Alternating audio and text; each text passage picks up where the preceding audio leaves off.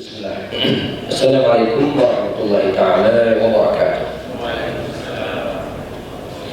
Alhamdulillah, alhamdulillah rabbil alamin, wa bihi nasta'in ala umur dujawaddin. Asyhadu an la ilaha illallah, asyhadu anna Muhammadan abduhu wa rasuluhu la nabiyya ba'dah.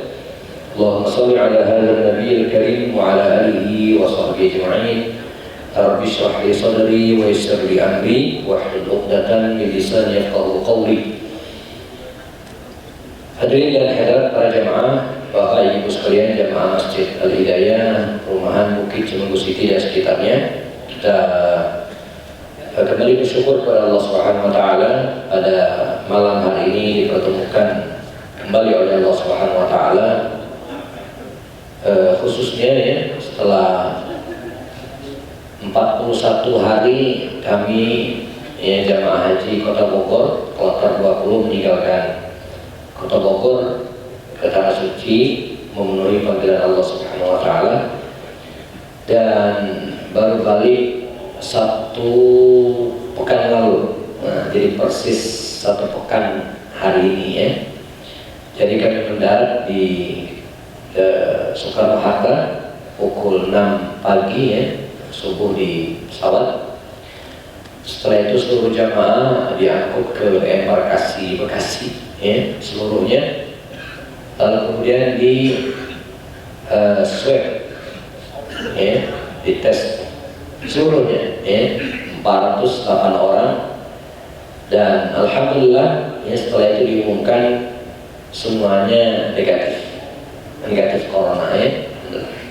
Jadi kalaupun suara saya serak sekarang, insya Allah ya tidak ada hubungan dengan corona. Toh baru 2 hari yang lalu ya, suara agak serak. Mungkin penyesuaian dengan cuaca Bogor barangkali ya. Yang kedua, sharing sedikit bagian dari wa amma bi ni'mati rabbika fahaddits, yang bagian dari tahadus bi ni'mah, yang mungkin ada di antara jamaah juga yang berangkat kemarin bareng saya. Pada pelaksanaan haji tahun ini luar biasa ya, alhamdulillah. Kami sempat satu kloter dengan mantan Kepala Kantor Kementerian Agama Kemenak Kota Bogor, Pak Syarazi. Belum cerita, Ustaz, saya sudah sekian kali berangkat haji dan pernah jadi ketua kloter juga. Baru pada musim haji ini ya, kenyamanan ya, dan ketenangan serta the best kata ini yang terbaik ya. Mengapa? Pertama, barangkali karena kuota ya, jamaah haji yang berangkat tahun ini dibatasi. Yang biasanya 3 juta orang ya, pada setiap tahun ini cuma 1 juta ya, 1 juta. Beberapa negara itu nggak ngirim jamaah. Beberapa negara Eropa itu, Jepang misalnya, itu nggak ngirim ya.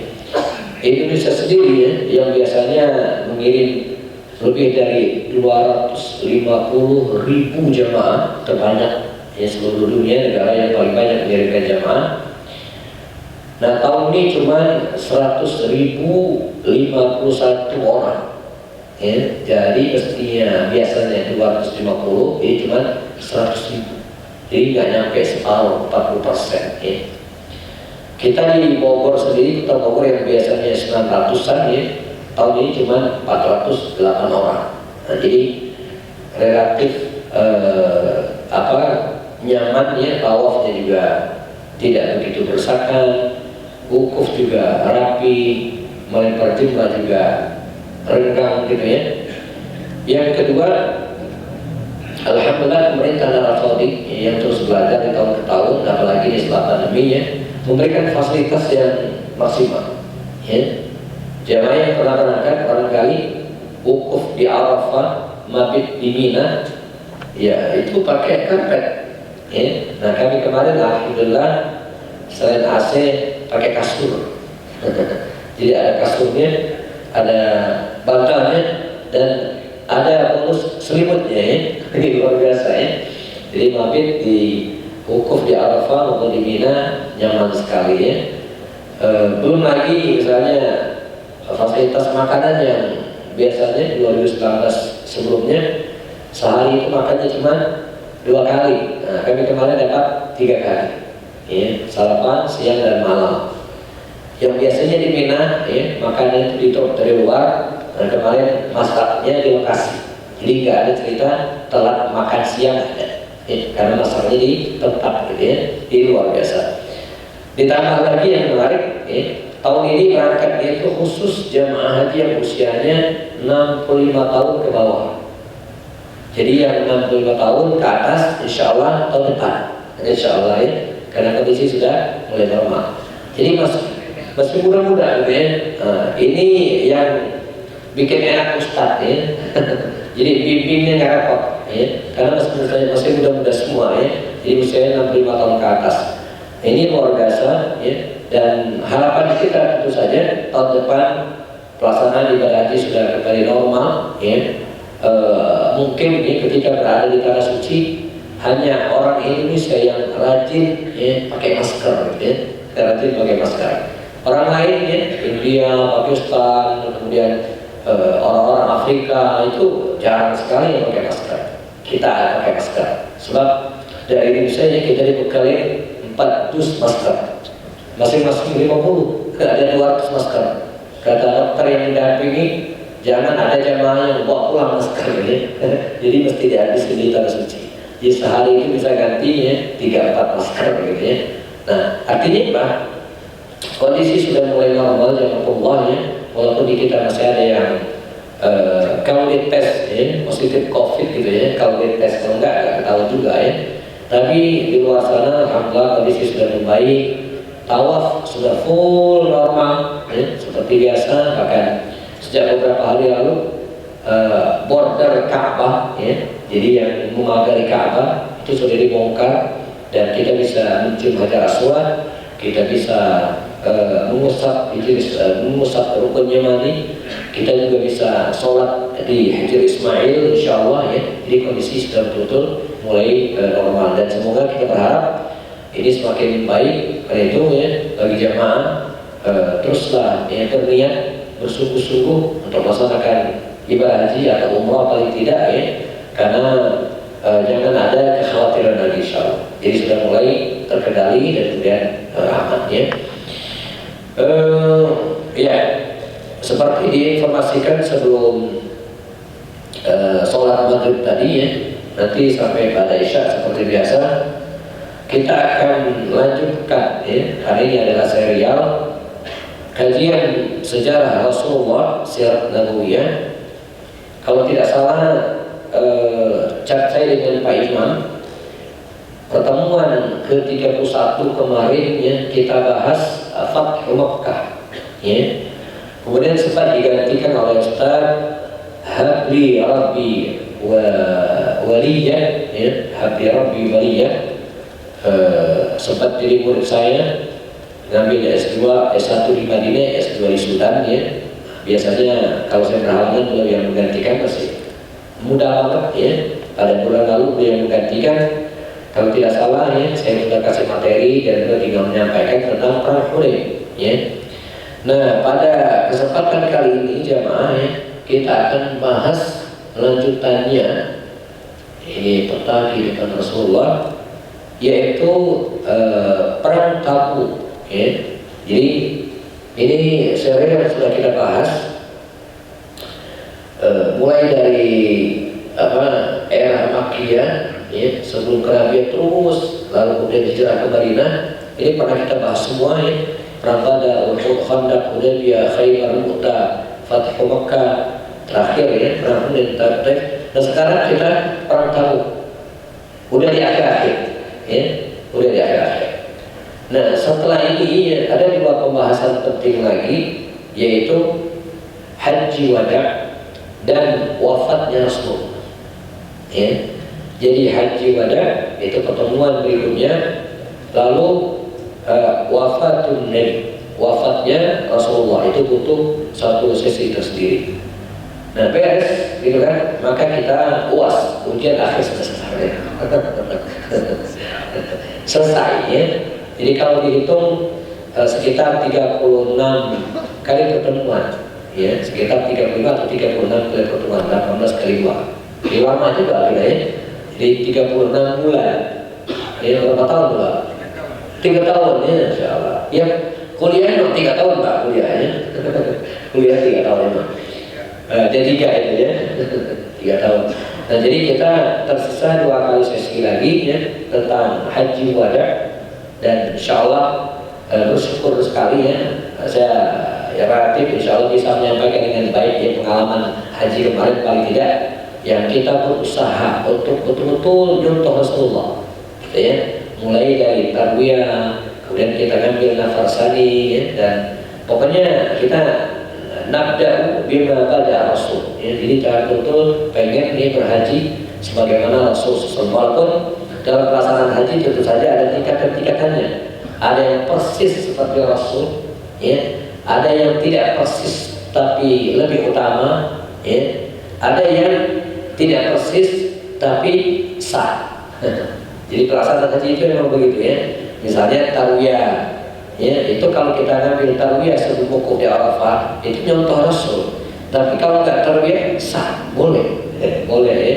Atau kemudian berjumroh ya, jumroh ula usqa dan aqabah ya, itu bagusnya seperti Rasul pada zuhur, tapi kalau kita nempel pagi ya boleh juga. Nah, jadi dalam melaksanakan ibadah haji ada toleransi seperti itu ya, walaupun kita berusaha untuk contoh Rasul SAW. Oke baik, kita akan bahas jemaah ya, pada sesi ini ya tentang Ghazwat At-Tabuk ya, perang Tabuk. Tabuk ini sebuah wilayah ya, sebuah wilayah yang hari ini masih berada dalam kekuasaan atau wilayah Arab Saudi di atas. Ya, ini Makkah, lalu kemudian Madinah, lalu kemudian Tabuk. Tabuk itu di atas.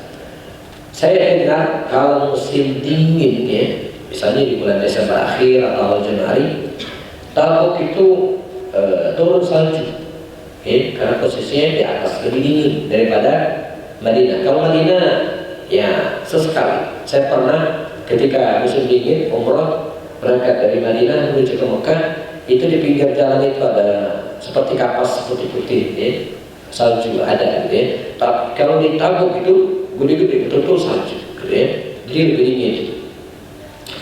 Jadi Tabuk ini sebuah wilayah yang hari ini ya, masuk wilayah kerajaan Arab Saudi yang sudah mulai berbatasan dengan Yordan ya, sudah berbatasan dengan wilayah Syam kalau dulu, sebenarnya dengan wilayah Tabuk. Nah, jarak Madinah ke Tabuk ini kalau dalam hitungan perjalanan hampir 2 kali lipat Mekah Madinah. Jadi kalau Mekah Madinah itu 500 kilo ya, maka Madinah menuju ke Tabuk itu ya bisa jadi 900 atau bahkan 1000 kilo ya. Kalau kita lihat peta sendiri Mekah Madinah Tabuk mungkin 900 ya. Nah dibuktikan dengan perjalanan Makkah Madinah itu kan sekitar 8 sampai 10 hari ya, 8 sampai 10 hari pakai unta ya. Nah Madinah Tabuk ini sekitar 15 hari ya. Bayangin jaraknya gitu ya. Jadi lebih jauh dari Mekah dan Madinah, dari Mekah ke Madinah. Dan perang Tabuk ini adalah perang terakhir ya, yang diikuti dan dipimpin oleh Rasulullah. Jadi setelah perang Tabuk ini yang terjadi di bulan Rajab sampai Ramadan ya, tahun ke-9 Hijriah, setelah perang ini Nabi tidak pernah memimpin perang lagi ya. Ini tahun ke-9, karena tahun ke-10 Nabi melaksanakan haji wada ya, 2,5 bulan Nabi wafat. Nah, jadi ini adalah perang terakhir. Saya ingat banget soal ya, atau ya ini soal waktu di pesantren dulu ya, apakah perang terakhir yang diikuti oleh Rasulullah? Nah, jawabannya adalah perang Tabuk ya, karena setelah ini Nabi tidak pernah mengikuti atau memimpin perang lagi. Nah kita coba dari awal jemaah, apa latar belakangnya perang ini ya, karena secara fakta Nabi mendatangi. Jadi bukan Nabi diserang, tapi Nabi berangkat bersama dengan 30 tentaranya, 30.000 tentaranya ke Tabuk. Nabi menyerang. Nah, apa masalahnya? Ya? Karena dalam sejarah seperti kita ketahui, Nabi tidak pernah memulai perang, tapi kenapa Nabi datang? Ya? Baik. Perang Tabuk ini tidak bisa dipisahkan dengan perang sebelumnya, yaitu perang Mu'tah. Lawan mereka sama, Romawi. Ya. Dalam perang Mu'tah, yang di antara penyebabnya lantaran salah seorang utusan Rasulullah yang kita bahas kisahnya dibunuh oleh penguasa Balqa yang masuk wilayah kekuasaan Syam, kekuasaan Romawi. Utusan Nabi dibunuh, dipenggal kepalanya, dihadapkan ke Kaisar. Saya pernah jelaskan, membunuh utusan ini adalah pelanggaran yang sangat parah. Ya, membunuh utusan sama dengan menghina orang yang utus. Ya kan? Saya jamaah ngirim orang ke saya, orang ini sudah tempeleng, itu sama dengan tempeleng orang yang ngirim, gitu ya. Tapi kalau kita berbuat baik kepada utusan ini sama dengan menghargai orang yang utus, gitu logikanya.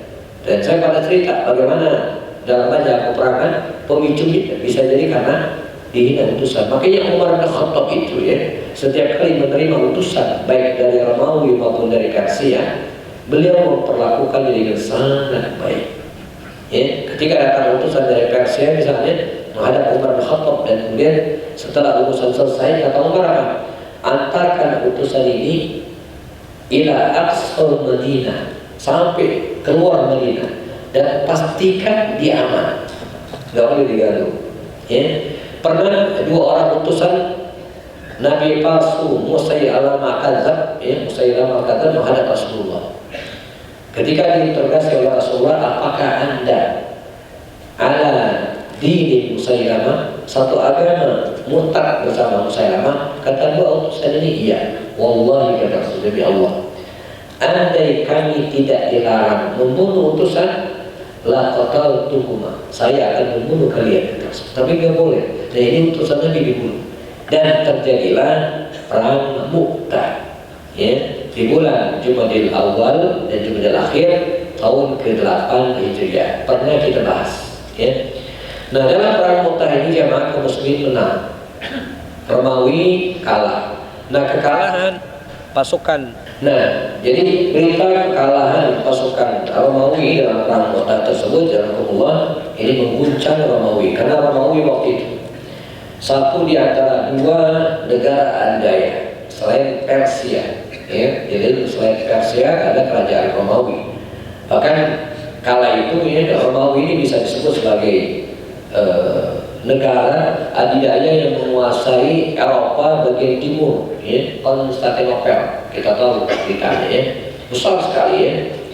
Jadi mereka sangat malu besar, ya, karena pasukan mereka dikalahkan oleh, gitu kan, ya, sebuah kekuasaan yang selama ini mereka anggap tidak ada apa-apanya. Ya, jadi orang-orang Quraisy itu nggak ada apa-apanya, orang-orang Arab itu nggak dianggap, gitu ya. Maka kekalahan ini, ya, membuat mereka malu. Lalu kemudian mereka menyiapkan pasukan yang sangat besar, ya, untuk menggempur Madinah. Ya, mereka menyiapkan pasukan, dan berita tentang persiapan pasukan Romawi ini, ya, sampai ke telinga Rasulullah SAW. Ini kalau dibiarkan sangat berbahaya. Kalau sampai tentara Romawi, ya, datang dengan pasukan besarnya menyerbu Madinah, wah, ini sangat berbahaya. Maka dalam sebuah permainan ada disebut dengan pertahanan yang terbaik itu adalah menyerang. Itu teori perangnya, ya. Maka dikisahkan baginda Rasul segera melakukan persiapan akbar, ya, memberikan instruksi kepada para sahabatnya untuk berangkat menuju ke arah Syam, gitu ya. Saat itu, ya, kalau kita hitung Masehi sekitar bulan September, gitu ya, atau bulan Rajab, ya, Rajab, lalu kemudian Sya'ban dan Ramadan, gitu ya. tiga bulan namanya mereka, atau 2 bulan lebih mereka berperang. Rasulullah selain memobilisasi pasukan, ya, wajib militer, nggak boleh ada yang tertinggal kecuali orang tua, cacat, sakit, ya. Nah, kalau tidak maka wajib ikut. Selain itu juga baginda Rasul, ya, memberikan motivasi kepada para sahabat untuk mengumpulkan dana donasi sebanyak mungkin. Maka disinilah kita menemukan riwayat yang luar biasa bagaimana para sahabat tersebut berlomba-lomba memberikan hartanya. Ya, riwayat mengatakan yang paling besar memberikan harta pada waktu itu adalah Utsman bin Affan. Ada riwayat mengatakan beliau store, ya, 940 ekor unta ditambah dengan 60 ekor kuda. Ini dalam riwayat genap 1000, ya, hewan tunggangan yang diberikan oleh Utsman bin Affan. Ini belum uang. Abdurrahman bin Auf juga memberikan dana yang sangat besar, ya, yang mengejutkan. Umar bin Khattab memberikan 50% dari seluruh kekayaan. Kebayang Pak, kalau kita hari ini, ya, zakat 2,5%, gitu ya, pajak 10% atau 12%, dia 50%. Ya, jadi kalau kita bayangkan hari ini dikumpulkan semua rekeningnya, ditotalin kali 50%. Nah, itu yang distorkan. Tapi yang lebih mengejutkan lagi adalah Abu Bakar Siddiq. Dia menginfakkan seluruh hartanya. Ma taraktu, ya, tidak ada yang aku sisakan sedikit pun illallah wa rasul, kecuali untuk Allah dan Rasul. Jadi ini yang membuat iri para sahabat Nabi pada waktu itu, di mana Abu Bakar Siddiq menginfakkan semua. Yang demikian para ummahat, para ibu, ya, mereka melepaskan kalungnya, gelangnya, dan diberikan kepada Rasulullah untuk membiayai peperangan. Karena ini butuh dana yang besar. Tabuk 15 hari, 15 malam perjalanan pulang berangkat, pulang juga demikian, gitu ya. Kita pulang kampung 10 hari aja Pak. Saya kalau pulang kampung, ya, ke Sumatera 10 hari aja, ya, itu harus pakai rak di atas mobil, roof, gitu kan, untuk naikin 4 koper. Karena saya ber-7, ber-8 dengan supir, itu 10 hari. Ini perjalanan yang luar biasa, gitu kan. Ini perbekalan. Dan Sayyidina Utsman bin Affan ketika beliau memberikan 1000 hewan tunggangan, itu bukan hewannya doang, tapi juga dengan gembolannya, ya, beserta dengan bawahannya untuk persiapan pemberangkatan ke medan perang.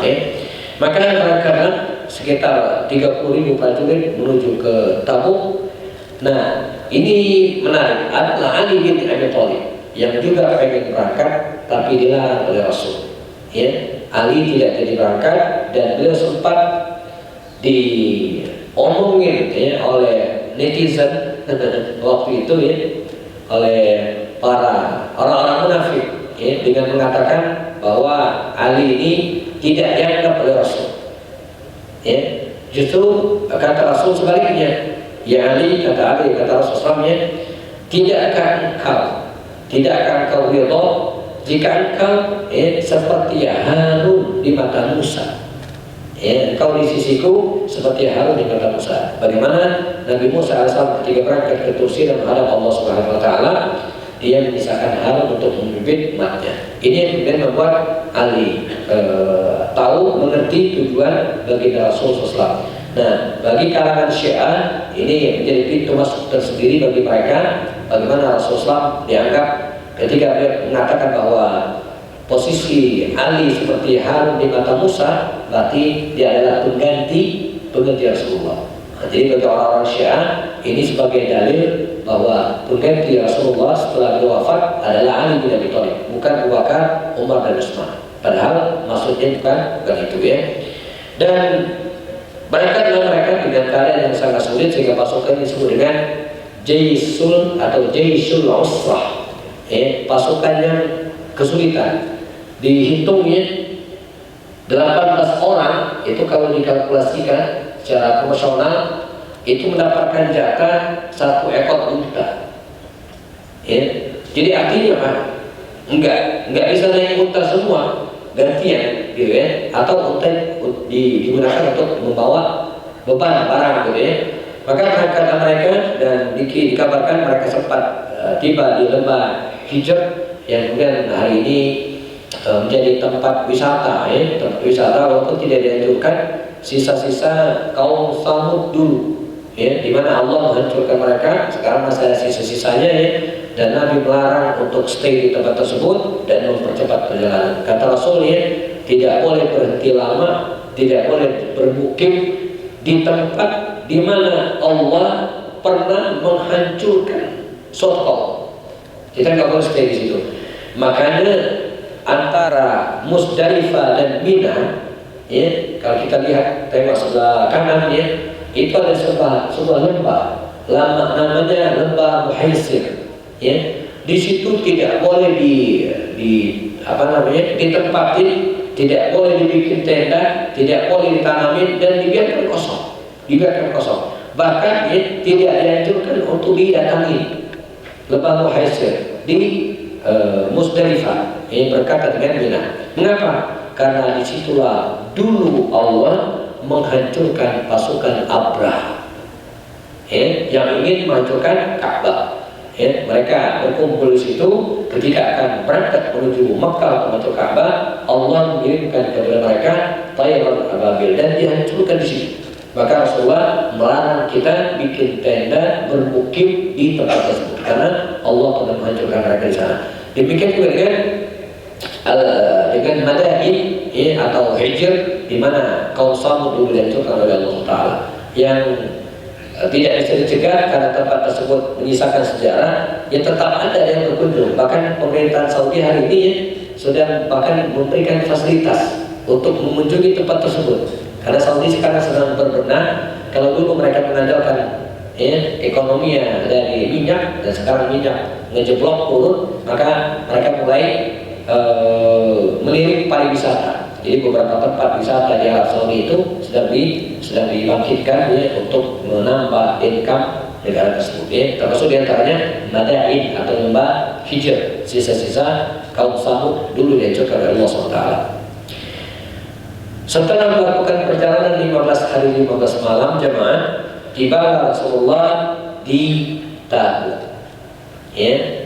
Dan di antara mukjizat Rasulullah seperti dituturkan dalam riwayat Imam Bukhari adalah nusirtu bi rabbi masyirat asy-syahr atau masyirat asy-syahr.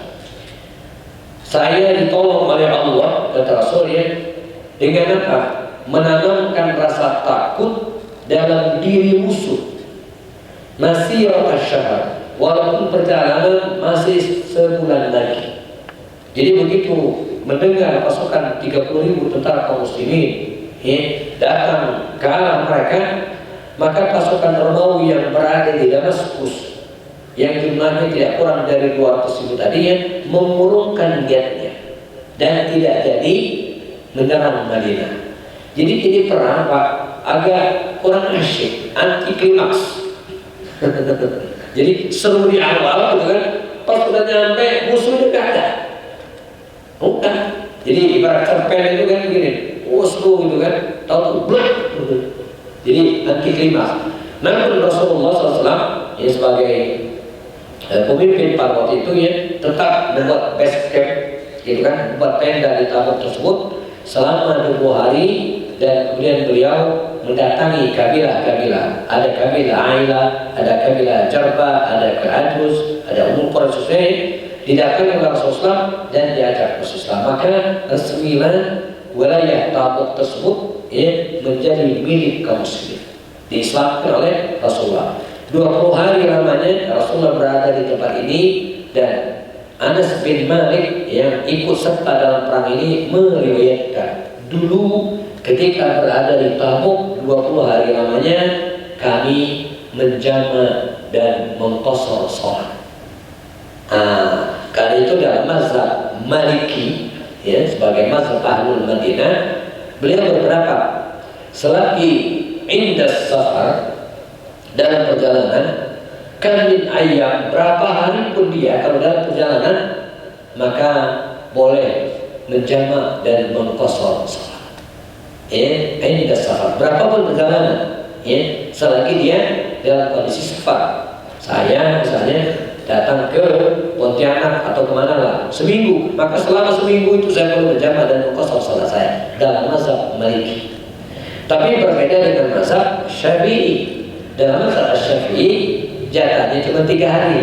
Saya pergi ke Palembang, dalam perjalanan oke lah menjamak dan mengqashar salat. Tapi kalau sudah nyampe Palembang, bermukim 3 hari, selama 3 hari tersebut saya boleh menjamak dan mengqashar salat. Masuk hari keempat, sholat sudah normal kembali. Nah, yang lucu ketika saya dijelaskan kepada anak-anak waktu pulang kampung Januari kemarin, kami pulang kampungnya 10 hari. Kata anak-anak, Abi, boleh nggak kita pakai mazhab Maliki? Jadi ternyata keenakan, sholat jamak dan qashar di kampung halaman gitu kita mazhabnya Maliki saja gitu supaya selama di kampung bisa menjamak dan mengqashar sholat. Saya bilang enggak, nahnu syafi'iyun, kita mazhab Syafi'i, dan ini hukumnya rukhsah, enggak wajib. Sama seperti kita ke tanah suci, kami kemarin 40 hari tidak menjamak dan tidak mengqashar, kecuali berada di Mina. Jadi di Mina itu kita disunahkan untuk mengqashar sholat, karena dalam perjalanan, tapi tidak menjamak. Demikian sunnah Rasul. Tapi boleh juga menjamak dan mengqashar dengan alasan safar. Jadi dibolehkan. Jadi kami kemarin itu ada yang mengqashar dan menjamak, ada yang mengqashar saja dan tidak menjamak. Ini perbedaan di kalangan ulama. Dan yang menganut mazhab ini banyak. Bahkan saya pernah ke Hong Kong di tahun 2006-an saya sholat, saya musafir, sholat. Saya bilang ke teman-teman, saya sholatnya jamak qashar. Nanti teman-teman sempurnakan sendiri. Saya 2 rakaat, nanti berdiri lagi 4 rakaat. Kata mereka, Ustaz, kami jamak dan qashar juga. Kami kan musafir juga. Padahal sudah 2 tahun di Hong Kong. Wah, ini mazhabnya benar-benar Karena kampung halaman kami di Ponorogo, bukan Hong Kong. Hong Kong ini bukan mukim gitu Wah, ini unik juga nih mazhabnya. Ternyata memang ada dalilnya.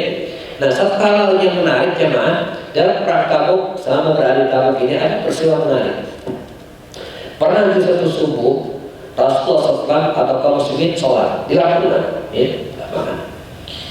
azan Bilal berapa mengumandangkan azan, dan kemudian mereka melihat Rasulullah ada, menunggu lama, kemudian dikumandangkanlah qomat. Begitu qomat dikumandangkan, Rasul tidak ada. Rasul tidak ada. Sebagaimana kita ketahui kalau qad qamatis shalah, kalau qomat sudah dikumandangkan, maka harus segera sholat. Nggak boleh nunggu lama kecuali azan.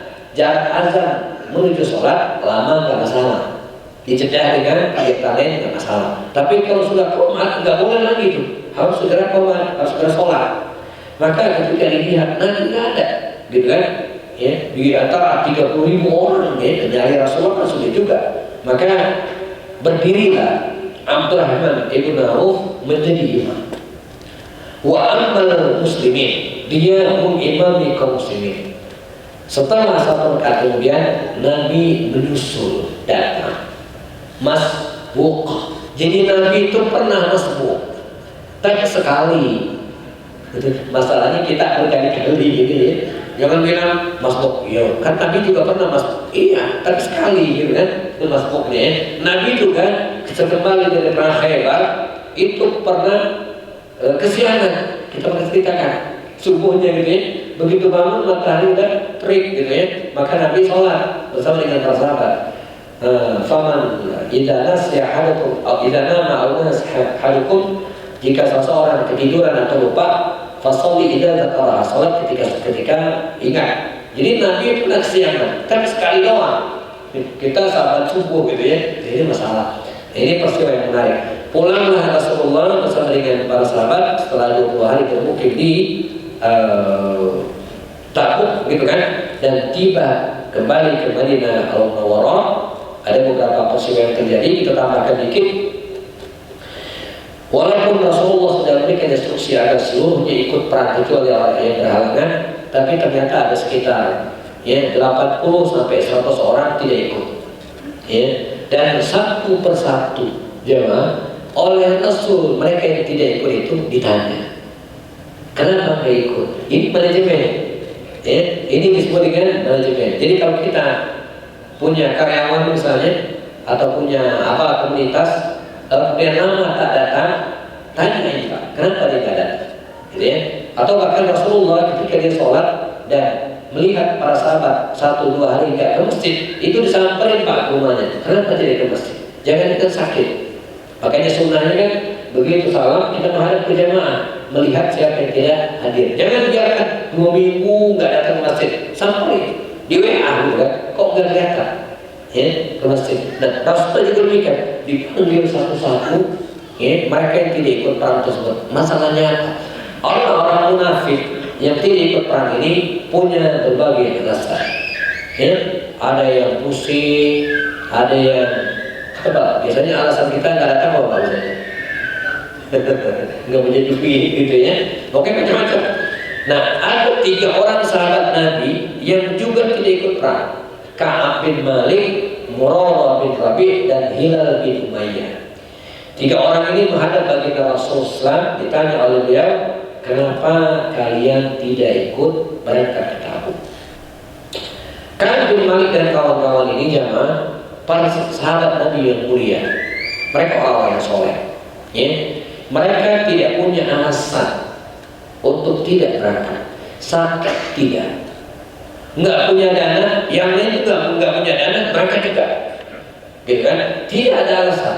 Kata Ka'ab bin Malik, saya ini orang dekat Rasulullah, seandainya saya mengatakan sesuatu alasan mengapa saya tidak berangkat, pasti Nabi percaya. Tapi nggak ada, nggak bisa gitu kan? Nah, ini pelajaran bagi kita. Jadi kalau kita tidak bisa datang, jangan larang, bilang aja ketiduran gitu kan, atau lagi males atau apa gitu kan, nggak bohong, enggak. Jadi kejujuran mereka ini luar biasa. Jadi pelajaran bagi kita. Dan Rasulullah sebagai seorang leader, sebagai seorang pemimpin gitu kan, harus menindak ini. Saya selesaikan di sini dulu ya. Harus melakukan tindakan, memberikan sanksi kepada mereka bertiga ini. Sanksi dahsyat. Mereka dikucilkan, ya, tidak diajak bicara, tidak ditegur sapa selama 40 hari 40 malam. Dikeluarkan dari semua grup WA. Enak enggak betul ya? Luar biasa. Ketemu, ya, assalamualaikum nggak dijawab, gitu kan? Ya, bahkan istrinya disuruh pulang ke emaknya, dikucilkan betul-betul, diuji. Dan ini sanksi yang sangat berat. Bahkan Ka'ab bin Malik itu punya cerita. Dia datang ke Masjid Nabawi, ya, Nabi sedang duduk, dia datang mengucapkan salam, assalamualaikum ya Rasulullah. Nabi nggak jawab. Dia sholat sunnah sambil menir ke Rasulullah. Jangan-jangan Nabi menjawab menggerakkan bibirnya. Ternyata tidak. Ya, tidak sama sekali. Dan ini terus berlangsung siksaan bagi mereka yang luar biasa. Dalam kondisi demikian mereka dapatkan ujian. Sempat mendapatkan utusan dari kerajaan Ghassan, kabilah Ghassan, orang Romawi. Kata mereka, Pak, Anda dikucilkan oleh Muhammad dan kawan-kawan. Lebih baik ikut kami. Datang ke Ghassan, kami angkat Anda sebagai pejabat. Tapi Ka'ab bin Malik dan kawan bertahan sampai kemudian Allah menurunkan firman-Nya dalam surat At-Taubah, wa 'ala thalathati alladziina khulifu hatta idza daqat 'alaihim al-'ardu bima rahabat wa daqat 'alaihim anfusuhum wa dhannu an la malja'a min Allah illa ilaihi tsumma taba 'alaihim liyatubu. Ya, Allah mengampuni mereka, mencabut sanksi tersebut dan mereka pun terbebas. Nah, ya, jadi ini kisah 3 orang sahabat Nabi yang tidak ikut perang, dikucilkan, diberikan sanksi selama 40 hari lamanya, namun kemudian diampuni oleh Allah SWT sehingga mereka kembali ke jalan benar. Sebagai penutup, Fathiyyakan dalam kitabnya Al-Mutasaqqituna fi Thariq Dakwah yang berukuran di jalan dakwah memberikan sampel contoh. Ini contoh bahwa seorang muslim itu bisa jadi mengalami futur, ya, mengalami lemah iman, ya, seperti dialami oleh Ka'ab bin Malik dan kawan-kawan. Kita akan sampai di sini jamaah, dan sepertinya mohon maaf akan ada satu sesi lagi tentang perang Tabuk ini karena menarik. Nanti kita akan bicara tentang Masjid Dirar.